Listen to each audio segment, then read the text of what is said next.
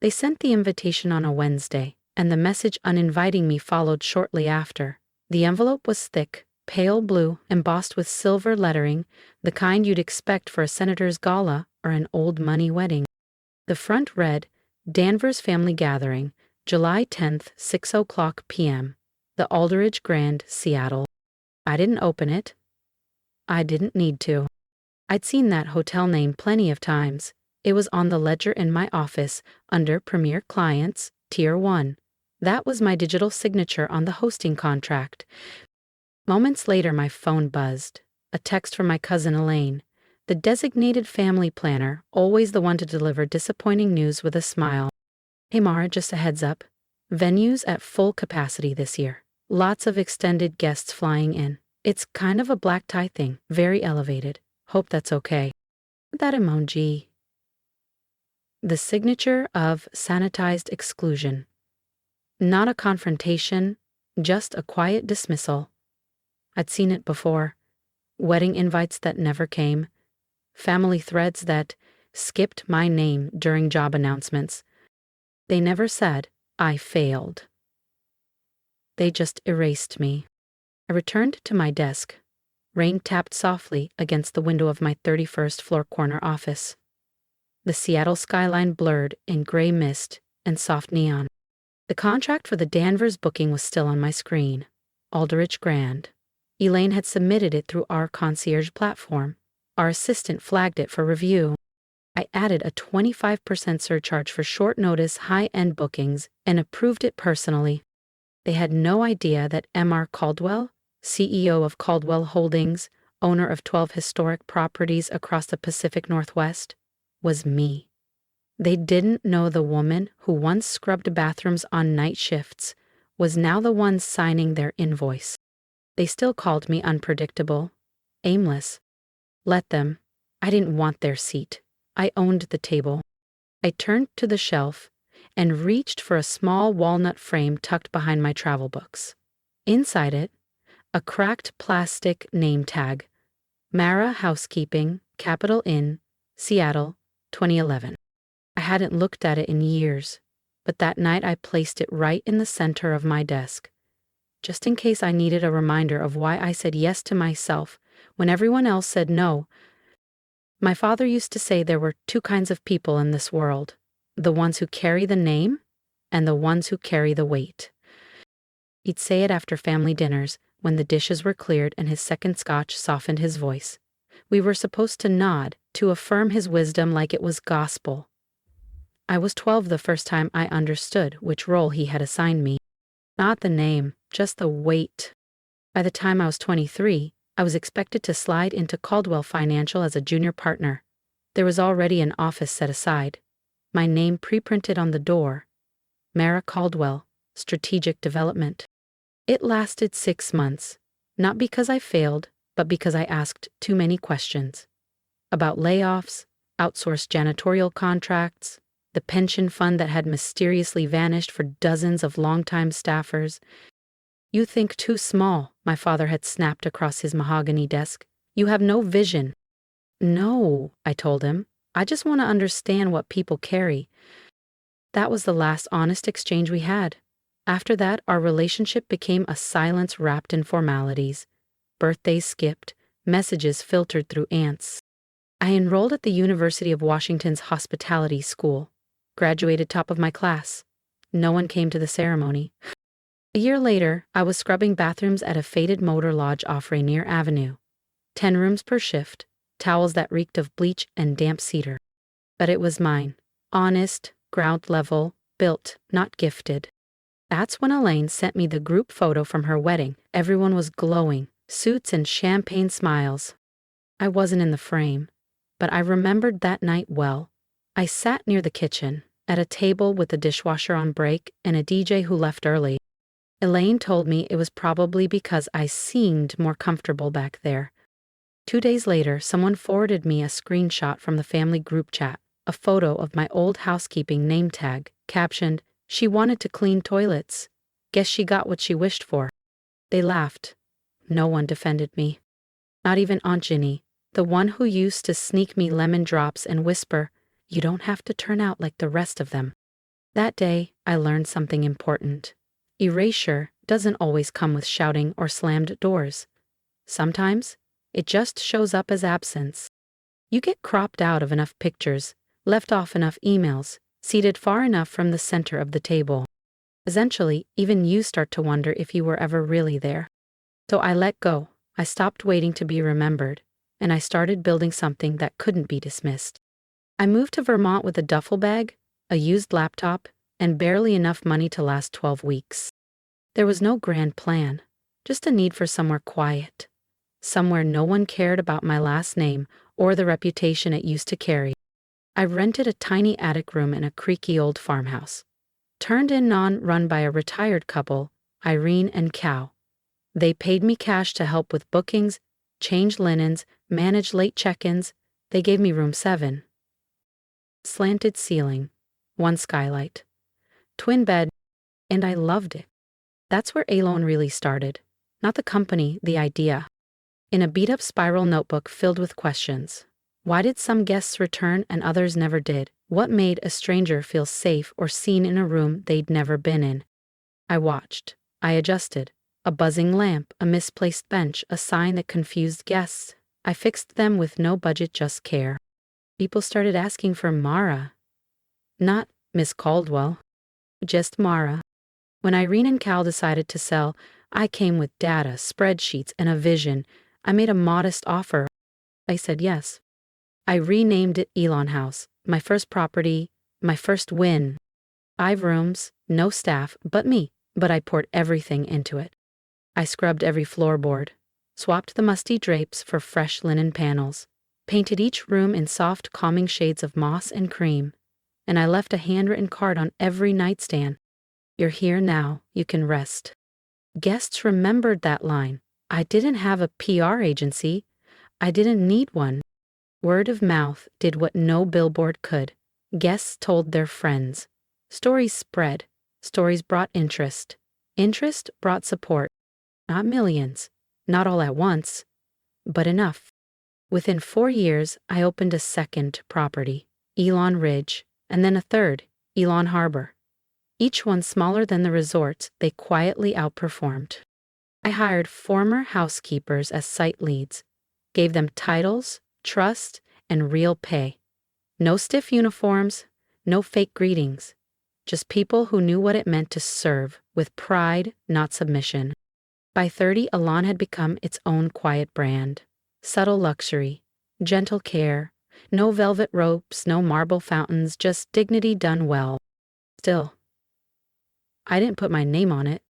The properties were listed under M.R. Caldwell Holdings. Most assumed I was a man. That suited me just fine. I wasn't hiding, I was insulating.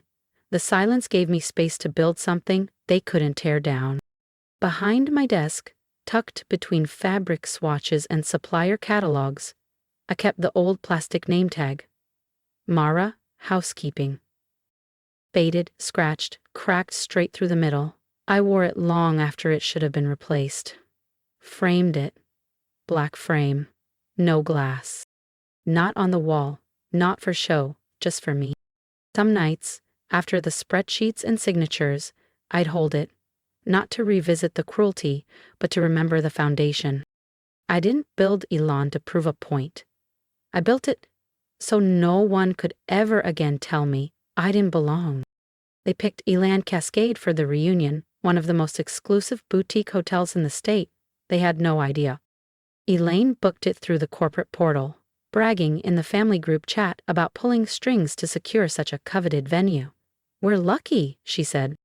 The front office manager told her, "The owner is very private, but once they saw the family name, they expedited everything." They weren't wrong. I fast-tracked it myself, upgraded them to full service, doubled the staff, imported flowers, approved the linen color scheme myself, digitally, of course.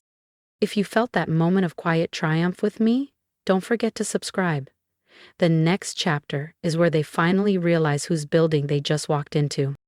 Of course, I hadn't signed anything by hand in years. Silence holds better when you don't leave fingerprints. The reservation listed the host as S. Danvers, booked through Caldwell Hospitality's elite tier. The irony was sharp enough to cut granite. I instructed our guest relations lead, Hannah, to manage the account. Smart, steady, and delightfully unaware of family politics. To her, Sophie was just another overly involved client with a flair for drama and color-coded spreadsheets. 1 week out, Sophie requested custom florals, hydrangeas and delphiniums, blue and white. I called Hannah into my office. "Treat them kindly," I said, "but not delicately." She tilted her head. "What do you mean?" "Don't handle them like crystal, just serve them exactly the way they've asked to be treated." Hannah nodded, a slow smile forming. She understood more than I needed to explain. That night, I sent one message. To Aunt Janine. "You're coming, arrive at 6:40. Don't let them come early. It matters." She didn't reply, but I saw it marked read. That was enough. For the next 6 days, I barely slept. I reviewed everything: room flow, lighting cues, signage, menus. At the last moment, I made one quiet change. The guest suites usually featured a printed welcome from the host family. This time, the card read, "We hope your stay reminds you where you come from and what was never truly lost." March. I didn't sign it fully. I didn't have to. On the day of the reunion, I didn't use the front entrance. I walked in through the service hall, past trays of champagne flutes and carts of folded linen, just like I used to. There's something sacred about stepping through the back to reach the center. It keeps you grounded. I wore navy, no jewelry, hair pinned clean. Nothing screamed fur attention. The room did that for me. At 6:45 they arrived, first in pairs, then clusters, 2 loud laughs, 2 firm handshakes, all that anxious sparkle of people desperate to be remembered. And Sophie? She entered like a cruise director, waving, beaming, not realizing she was stepping into my house. My father arrived 10 minutes later, flanked by 2 men I didn't recognize, but knew instantly. Financed types. Polished shoes, sleek watches, hushed tones. The kind of men who build empires out of spreadsheets and forget the names of the janitors. I watched them from a small monitor tucked in the back hallway, just past the kitchen. Hidden, but not absent. No one missed me. That was the beauty of it. I had been edited out of their story so long ago, their eyes no longer searched for me. But that was about to change. At exactly 7:15, the ballroom lights dimmed ever so slightly. Just enough to quiet the chatter. Just enough to invite curiosity. Then came the sound. 3 soft chimes, slow and deliberate. Sophie was in the middle of explaining the custom glassware when our guest services manager, Everett, approached her with his signature professionalism and a clipboard in hand. Miss Danvers," he said gently, "the owner has requested we begin the welcome presentation now." Sophie blinked. "The owner?" "Yes, ma'am." She gave a confused smile. "Oh, I don't think that's necessary. We've already thanked the staff, and I've been coordinating with your office for weeks. The owner doesn't do these things." Everett didn't argue. He simply turned toward the stage, and the screen lit up. Soft navy background, clean serif text, white and quiet but unmistakable. Elaine Cascade, founded by Mara Renee Caldwell, Chief Executive Officer, MRRC Group. The room dropped 10 degrees. Sophie's flute slipped from her fingers, shattered against the marble. My father's jaw twitched, but no sound followed. From the back, someone whispered, "Wait, what?" I stepped onto the landing above the ballroom. Heels clicking, hair pinned, navy dress. I looked exactly like the woman they insisted I'd never become. "Good evening," I said, steady, calm. "I know most of you didn't expect to see me here tonight." Pause. A nervous chuckle. One table tried to laugh. "I wasn't invited after all," I said. "A beat. But I thought it was time someone welcomed you properly to Elaine Cascade." I let my gaze move across the crowd. "After all, you're standing in my home." Chairs shifted, mouths opened, whispers spilled. Sophie took a step forward, flushed and frantic. "Mara, what are you doing?" I met her eyes, cool, clear. Exactly what you taught me. Making an entrance. You booked this hotel under your name, I said, voice level. You claimed the owner gave you a courtesy rate because of the Danvers family name. That part was true. I gave you exactly what you asked for, plus 20%. And my voice didn't shake. That was the victory. For years, you all spoke of me like I was some distant shame. A housekeeper. A dropout. The girl who wasted her name. You told people I disappeared. But I didn't. You just stopped looking. I scanned the room. Faces older, stiffer, still painted with the same brittle surprise. Their discomfort wasn't new. It was just louder now, that the story had changed. My father stood. Mara, he said, voice rough, unreadable. You own this place? I own 17, I answered calmly. Across 4 countries.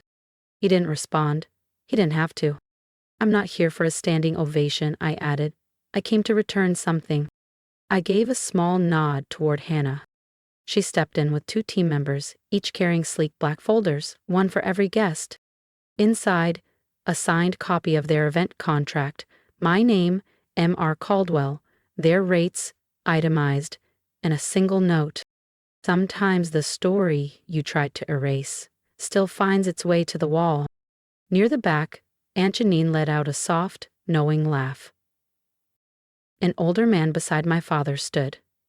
Why didn't you use your full name from the start? He asked, gently. I paused.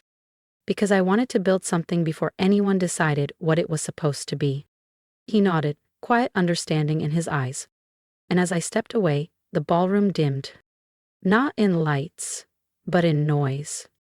For the first time in years, I didn't feel invisible. The VIP suite Sophie had insisted on, called about 4 times to secure, was quietly reassigned to a diplomat, a late arrival. Very pregnant. Sophie's new room was still lovely, of course, but it faced the alley. It was the same room type I used to clean for $9.75 an hour. My father never came to find me, but Aunt Janine did. She knocked on my office door a little after 11 p.m. I didn't invite her in, she didn't ask. She just handed me an envelope. Inside was a photograph I hadn't seen in decades. I was maybe 8, on the back porch of the old Danvers house, gripping a lemonade pitcher with both hands. My father's hand rested gently on my shoulder. I remembered that day, not for anything big, but because I spilled the lemonade minutes after, terrified I'd be scolded. But no one said a word. They laughed. That was the last time I remembered feeling like I belonged. On the back, in Janine's looping script, you were part of us. That was all. She walked away before I could say anything. The next morning, I took the elevator to the service floor. The housekeeping team was starting shift. A few nodded. One young woman smiled, then quickly looked away. I walked to the old supply room, now our break space. There was still a coat rack near the back wall. From my bag, I pulled the framed name tag, Mara Housekeeping. I hung it above the jackets. No plaque, no spotlight. Just wood and a nail. Later that day, Sophie left a note in her room. You didn't deserve what we did. I didn't know how to undo it. Anger, I didn't reply. But the following spring, when the reunion invites went out, the return address read, mara.r.caldwell@elan.group. If my story resonated with you, subscribe and stay. I didn't build Elan to prove a point. I built it so people like us had a place. Comment below and tell me, what did they try to erase in you? Your voice matters, even when it starts as a whisper.